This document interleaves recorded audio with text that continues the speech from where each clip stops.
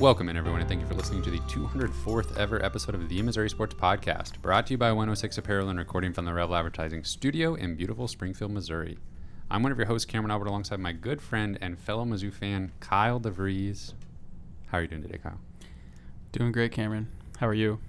I'm doing well. You're looking great today. Thanks. I got a haircut. New haircut. Your beard's just looking nice and full. Really? Thanks. Appreciate that. You're welcome.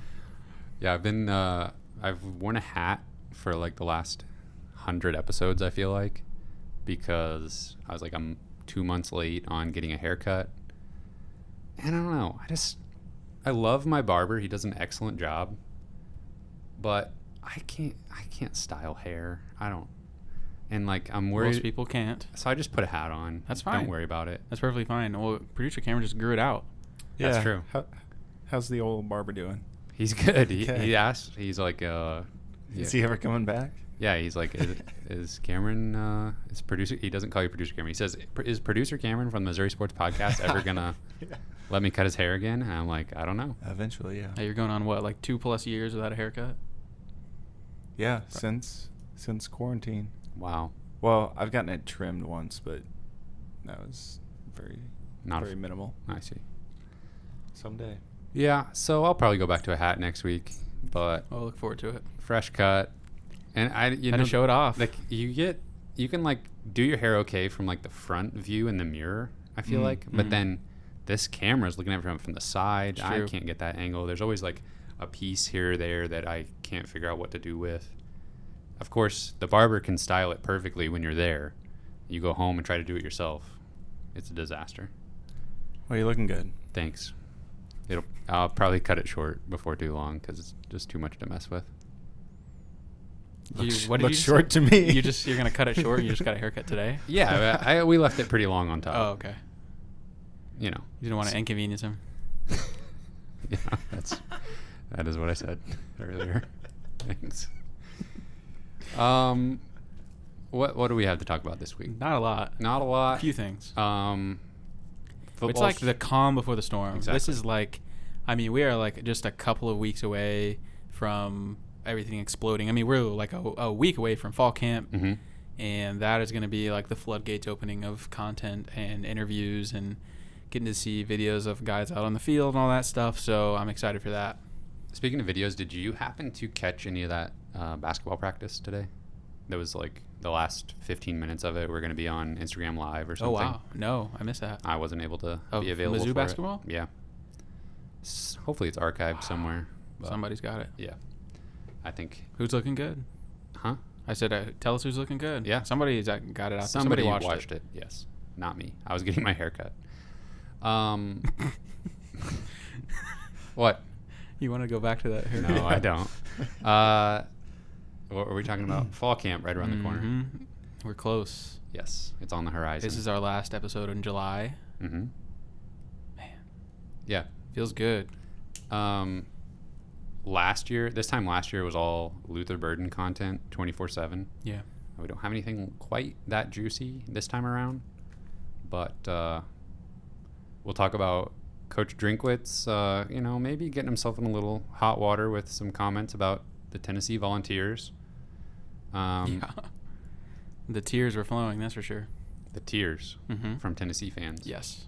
Well, why don't you go ahead and bring us into it? Oh, okay. Yeah. Okay, so Coach Drinkwitz went on Jim Rome show. I don't know what it's called anymore. It used to be Rome is Burning or something like that. Yeah. When he was back on TV. Yeah.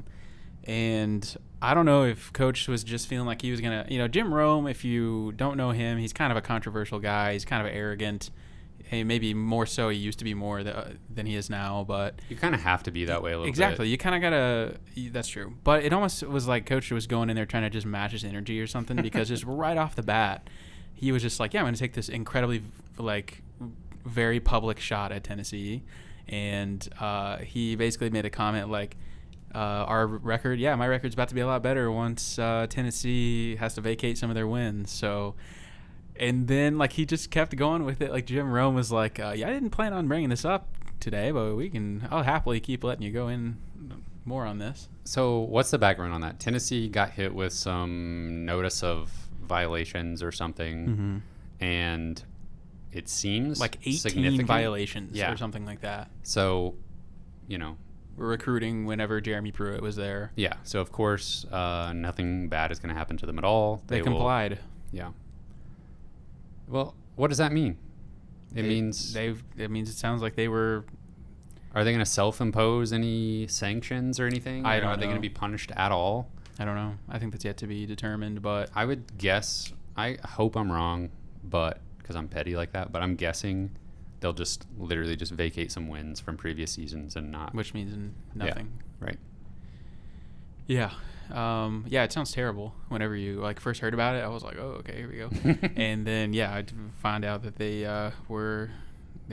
complied and were telling the truth and worked with them, and they are a big brand, so I'm sure they'll be just fine. Anyways, okay, so that's how the interview started, was that shot at Tennessee. But Drinkwitz did kind of end up going into some more Mizzou related stuff, and also Jim Rome said this might be the best interview we've ever had, by the way, which is really funny. So talking about last year, Drinkwitz says that there was 3 games we lost, either leading or tied in the fourth quarter. So got to close games. Yeah, that's frustrating for sure. There was a couple games that we did pull out. Florida comes to mind. That was a big win. But yeah, definitely got to pull out those close games, especially in a short season like college football. Every loss is devastating. Yeah, and that's the difference between, having kind of a ho-hum, we played football this year, went 500. Yeah. Nothing too terrible, but nothing impressive. And having a season that you look back on and be like, okay, that was the start of something big moving forward. Yeah, like the difference between 6-6 and 8-4 is huge. Yeah. It's only 2 games, 2 wins. Sometimes that's 5 points total. Yeah. Yeah, it's crazy. Okay, so I really liked his next comment, talking about the offense. He says the offense has to be more explosive. We kind of got into a bunker mentality last year. Got to let our quarterbacks live on the edge a little bit. So that's probably the greatest thing he could have said for me personally, just because I have gotten to the point where, at certain points in the offseason and maybe last year, I was a little concerned about what's going on. And Coach Drinkwitz, I think he's known as a pretty bright offensive mind. Had the quarterback that he has, handpicked and was riding to the death, and nothing good was happening by the end of the year, and just super stagnant, except for Tyler Beatty. Nothing else good was happening outside of Tyler Beatty, and it was just, I don't know. I think I was a little concerned about is this Coach Drinkwitz? Is this Bazelak? We've had that discussion many times, but yeah, and we've talked about how when the other quarterbacks came in, he gave them nothing to do. Yeah, they were handing the ball off, and especially the Georgia game comes to mind, where there's the most conservative play calling imaginable. Yeah. So has been a little bit of a worry with the offense under Drinkwitz thus far, but I think I've been able to mentally just chalk that up to him not having confidence in his quarterback. Yeah, maybe just not having the talent that he wants to have yet. I think that is going to be better. I mean, obviously, anybody watching the second half of last year could tell you, we got to be more explosive, but it was just good to hear him acknowledge publicly, okay, yep, we had some serious issues with explosiveness. We want to be more explosive. We want to be more risky. And I say this all the time, I feel but I just want to see the quarterbacks take chances and let their receivers make a play. And I feel we have the personnel in the wide receiver room to be able to do that. Yeah. It's the best position group on the roster, I think. And we have to get the ball in their hands, give them the opportunity to make a play. He mentioned Beatty a little bit. He said nobody expected Beatty to be able to do what he did. I got to push back on that. I expected him to do that. You did, and I think Tyler Beatty did. Yeah, actually, I mean, I don't know if I could have predicted the season he had. Even what he did was unbelievable. He was so good. I think if I told you how many carries he was going to get, you would have been like, oh, he's going to be a monster. We knew he was so efficient. His whole career, anytime he touched the ball, whether that was a carry or a pass, his touches were so valuable. Yeah. Throughout his whole career. he would just like spark these big plays, get these huge catches downfield. Like he was just kind of a Swiss Army knife his first 2 or 3 seasons, but and I can't blame him for giving the ball to Larry Roundtree 500,000 times when Larry's senior year. But man, I just always wanted to see Tyler Beatty get in there more because he was just such a spark. And it all kind of fell into place for Beatty's senior year. There was not much competition for, rushing attempts. They tried to work in a secondary back at the beginning of the season. Yeah, they gave Michael Cox like a few goal line touches and stuff, but for the most part, it was Tyler Beatty's show. And I guess I can't really blame Coach Drinkwitz for not turning to anyone else. Yeah, and I think he structured the offense around the running game totally fine. It was just some of the play calling when it came to, it seemed like the first read on every pass play was like behind the line of scrimmage or only 5 yards deep most of the time. For sure. So, yeah, that is like the most obvious change this year is what is life going to be like without Tyler Beatty, because we were leaning on him so hard last year. Mm-hmm. So I obviously expect more of a committee approach this year, more guys getting involved, and not one guy getting 35 touches. Yeah. Okay, last little thing he said, maybe draw some conclusions here, maybe not. Maybe we're looking at it too hard, but talking about the quarterback, how obviously there's going to be a new starting quarterback this year. Coach Drinkwitz says we're going to give him the ingredients, but he has to cook the meal. Is that a Brady Cook thing? Why would you say that if it wasn't? I don't know. Was he thinking about it? Like was that like a calculated little like Easter egg kind of like a little hint, or I don't know. Did he was that just the sentence he happened to say? Producer Cameron, you're a little bit more outside this conversation than we are, where it's like we're a little unbiased. Yeah, we have a little bit of something wrong in our brains that would cause us to look deep into this comment. What do you think? I just feel like he likes doing that. Like Coach Drink likes doing that thing. So if I had to guess, I'd be like he did it on purpose. If I had to guess. And like that actually means Brady Cook is like going to probably start. I don't know. I could see him just doing it just to cause a ruckus. Oh man, that's like risky behavior. Well, so is calling out Tennessee 5 seconds into the interview. That's true. I mean, it doesn't really hurt anything, I guess. I feel like that kind of thing, though, galvanizes your fan base behind you. I suppose. Versus an enemy. Right. Whereas, given some hints about Brady Cook, the fan favorite quarterback, and then pivoting away from that. Yeah, it could cause some inner turmoil. Later, yeah. Yeah, that's an interesting comment. I really don't know what to think about it. I genuinely if it was just like a normal person, like it was just like any other interview, I probably would just be like, that's just nothing. That's a sentence. Yeah. But it's Coach Drink, and I think you're exactly right. He's got a lot of personality. Mm-hmm. He likes to do that stuff, and he's on Twitter. He knows like what the reaction is going to be. He knows people are going to read into it. So I gotta say, it's probably not nothing. Yeah. I agree with you. And I always find myself in the position of like defending whoever the current coach is against like the more volatile portions of the fan base. And I just am worried, like on behalf of Coach, you can't be saying stuff like this unless unless it just works out. Unless you're going to like go along with the sort of fan base's idea of what should happen. And that's not always the best idea. I feel like my normal, like hopefully somewhat rational response to something like this would just be like, no, come on. Like you're reading into it way too much. But for whatever reason, with this situation, I'm just like, might be onto something here. Yeah. But I don't know. I still think we're a month away from knowing who the quarterback's going to be for sure. I mean, it's going to be a last minute thing, I'm pretty sure, but maybe not. What did he putting us both on the spot here a little bit that I can't remember this, but there was something about that he said about like Cook and Macon both like having been a part of the program now that they're kind of they were both getting first team reps or something. Sounds like Cook and Macon are getting are running with the 1s and 2s to start off camp. Yeah. So that's, I don't know. I think that lets me breathe a sigh of relief that like I seriously think that if Cook or Megan are not the starter game 1, there's going to be like an uproar in even the if fan base. Even if Missouri comfortably wins. Before the game, okay, there's going to be, if we know beforehand. Yes, okay. Yes, like if one of those two is not the guy that takes the first snap at quarterback, from that moment there's going to be murmurs and rumblings. I don't like this. Okay. I'd rather avoid that type of thing. Okay. It's going to be interesting. Yeah. I don't know.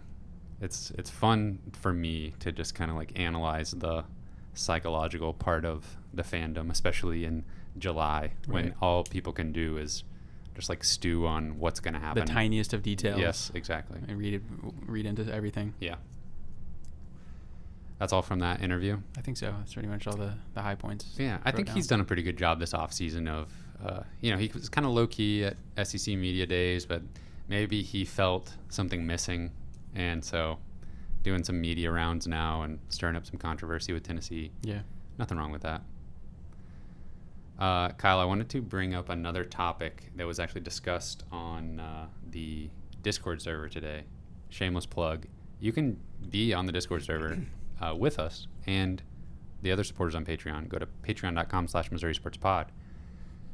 We were talking about the MIZ ZOU chant, phrase, saying in Mizzou fandom. Mm-hmm. Obviously, there's what happens at the arena/stadium, Yes. Get the fans all involved, and that's a good time. Yeah, it's great. There's probably nothing better. Is there anything better in Mizzou fandom than like a packed out Mizzou arena or Fro Field doing that chant, the entire crowd in a big moment? I mean, I'm of course super biased, but I think that's one of the cooler like chants in college sports, probably. Like how it's like the crowd like answers the other side of the stadium. Like that's like chills every time. Only thing that's cooler is probably the Woo Pig Suey. Oh my god. What? You guys disagree? Oh man, that's a good one. Literally the worst thing in all of sports. Maybe. Yeah,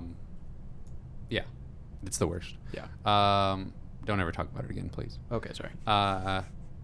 MIZ ZOU chant is fantastic. Yes. Now, there's another thing that happens where you might see someone out in public, with a Mizzou shirt or hat on, or, you might give a friendly MIZ to another Mizzou fan. At the grocery store or at the gym. At the airport, wherever. Mm-hmm. And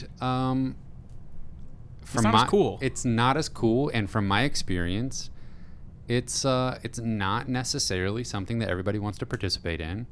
And it can be a little awkward. And you got to think fast. Exactly. So, and I have a little bit of a theory that in the just one-on-one social setting, nobody wants to be the ZOU. Nobody? In the interaction. Very few people are prepared for that, and like. You think it's kind of like maybe like a dominance thing? A little bit. Oh, okay, wow. That's kind of where I'm headed with this. But okay, well, what about okay. We don't know each other. You see me in the grocery store, I'm wearing a Mizzou shirt, and you're like, MIZ, and I'm like, ZOU, and I'm like quick on my feet, and you're like, heck yeah, man. Like, okay. That's good. Like, that's kind of cool. Yes, I agree. Like, would you feel cool as like the ZOU guy in that situation? Or is you still just like, it's just not as cool as MIZ? It's not. You're taking initiative as... You want to be the person that starts it, I think. Okay. And that's why, and maybe I'm just projecting because I feel insecure about this, but... That's why, if you're out in public, go easy on a guy guy or gal, if they don't respond with a ZOU at all, let alone right away. Do you recommend using it as like a pickup line maybe? No, I don't. At a party or anything? No. No, okay. I'm going to just shoot that down right away. Okay, just don't do that, everybody. I feel like this is blasphemous, but say MIZ if you want. That's totally fine. Oh, I thought you were like asking me to do it at first. No. If you get a ZOU in return, cool. That's awesome. Great. If you don't, no big deal. The person on the other end was just feeling a little bit of social pressure there that they weren't ready for. Mm-hmm. And they can say some dumb stuff. Yeah. For example, one time I was getting on an airplane and I had a Mizzou shirt on and I'm walking past a guy who's already seated and he says, MIZ. And I I winked and shot him a finger gun. Didn't On say, a plane? Didn't say anything at all. Yeah. Just walked on past to my seat. Okay. Wow, that's really embarrassing. Did you know? Did you I could say ZOU here and just chose not to, or did you just forget? No, That was just your reaction. My reaction was just to be like, "Yep, yeah, I'm a Mizzou fan too," and yes, yeah.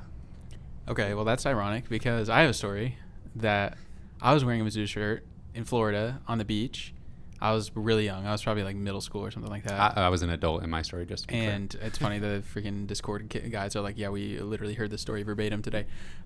Anyways, I'm walking on the beach, and like this older man like walks up to me, and he's like, he does the MIZ, and I was just like, yeah. Like I just like did a little like fist, like yeah. That's the sentiment that I'm giving exactly with what you the did. wink and finger gun, yeah. And I feel like later on, I was like, oh my God, I'm an idiot. Yeah. I'm supposed to say ZOU. Yeah. What was I doing? I've had that And- thought like 1 minute later. Yeah, exactly. But I just didn't think quickly, and it's a little embarrassing. But there is a little bit, I think, my theory is like there's a little bit of this like, oh, you have to say ZOU. You gotta perform. Yeah. I'm saying MIZ, and now you are the person that's going to say ZOU. And I just don't think everybody's prepared for that. It's just not fair. Yeah, it isn't. Yeah. It's interesting that there are levels to it, though. Like, the chant is awesome. Yeah, and never in a million years would I be like, oh, I don't really like being the ZOU of Right. like the whole stadium Exactly. chant. Yeah. But in the social setting, you're like, it's like a little awkward. There's also the thing that maybe we're being complete snowflakes and like, having feelings. Yeah, you have a tendency to do that. Well, we are millennials after all. So there could be a case of where we're just like, We're just really overthinking it. overthinking it and like letting social anxieties influence things too much. It's not unheard of. Yeah. I don't know. I think there's something to it, maybe. We need to hear from the listeners and viewers on this one. Is there something like, not degrading, but there's just something a little less cool about being the ZOU? Yeah, that's the question. Be honest with us. If you completely disagree, that's totally fine. And I feel like I want to disagree with myself. I wish I was just like, yeah, ZOU. What's wrong with it? Nothing really. And that's part of the problem. I'd never thought about it that way until today. But we both had that experience. We did. And I It's would like a guess little- we're not alone. A little traumatizing. If we're alone, then fine. We'll just bond over that. Yes. It'll be us against the world. And we'll just have to go say MIZ to everyone all the time. That's like a good... Yeah, we Just should go test it out. Yeah. See how people react. Yeah. Hey, that's a good one. We could do hidden camera style. It's like, But I feel like if you just do that in the state of Missouri, it's like okay, well, we're in the state of Missouri. We're Mizzou fans. We're bonding over Well, that. I feel like they have to be wearing yeah. like Mizzou stuff. Yeah. You can't just, like, do But it the to whole random thing people. is like you're somewhere else. You're on the beach in Florida. Right. You're in the airplane in Charlotte. And that's why it's cool. Yes, 'Cause it's exactly. Like, all this way... yeah. If You're on I'm a a Mizzou cruise fan- ship or somewhere. that's why and- someone would be prompted. Yes, to that's why they're like, ICIC. oh, MIZ. Yeah. And then you just completely let them down. And Okay. and then you're kind of turning the tables on them. And if they're like with somebody and they're like, oh, they didn't even give you a ZOU. Like, sorry, I don't know. What about like... yeah, then it makes them feel like, oh man, like they didn't even give me like a good Yeah. response. What about like on a tweet? A tweet? Yeah, like sometimes I feel like some people Oh, have tweeted yeah. at me like MIZ and I'll like respond with Oh, ZOU. yeah. That's, That, cool. I That's wouldn't fine. think twice about that. That's perfectly fine. Yeah. Although it is interesting that you pointed out, we have custom emojis in the Discord server. Yeah. We literally made one that says MIZ and didn't make one that says ZOU. Just like we didn't like have a conversation about it. It was just like, oh yeah, we got to make It a just MIZ. was automatically neglected. We should make an MIZ one, and nobody was like, oh, and don't forget about ZOU. That's I subconscious. Guess we got to make one now. Yeah. I think we need to turn the tide. We need to represent ZOU consciously. Oh, now you want to represent it? Yeah, I think Okay. we should take it as a challenge Okay. to ourselves to like overcome this. Just be like so ready to say it if somebody Yeah. says MIZ. Yeah. So if we're going to be there game 1 of the season. Yeah. If you see us, Give us an MIZ. we will be so ready to ZOU you. That'll make my day. Yeah. honestly. Well, let us know in the comments. We need to know if we're crazy or not. It's July. It's hot out. I think maybe our brains are melting a little bit. You're a little stir crazy. We're very ready for football to be here. So these are the things that are occupying our minds right now. Yeah. So help us out. Set us straight. Drop an MIZ in the comments. Just have like 500 MIZs. We need comment. it. You know, those comments, they help the algorithm. Well, let's get the comments going. And we need to overcome this Yes. inability to say ZOU. Yeah. Well, that was a nice little topic. That was a nice little chat. Yeah. I feel like we worked through some things. Yeah. At least I did. Yeah, I think so. I think we have a better understanding and got our theory out there a little bit. Yeah. I want to see what people think. Short episode this week. Yeah, it's just a quick one. Not a lot of news. Football's right around the corner. We're ready for it. Let me get those supporter names up here. You ready for that? I'm ready. Anything else, Producer Cameron? A special thank you to our Patreon supporters at the $10 level and above: Britt Treese, Brian Smith, Ryan DeMore, Tristan, Ben Smith, Parker, Daddy JD, Luis Hernandez, Tim Keens, Tyler Harsel, Brandon Groffalo, and Brandon Hanks. Thank you. Thank you very much, gentlemen. You can find this podcast on Spotify, Apple Podcast, and Google Podcast. You can find us on Twitter at Mizzou Sports Pod, and you can email us at MissouriSportsPod@gmail.com. You can find our t-shirts and stickers on our online shop, MissouriSportsPod.BigCartel.com. Thank you, everyone, for listening. We will see you next week.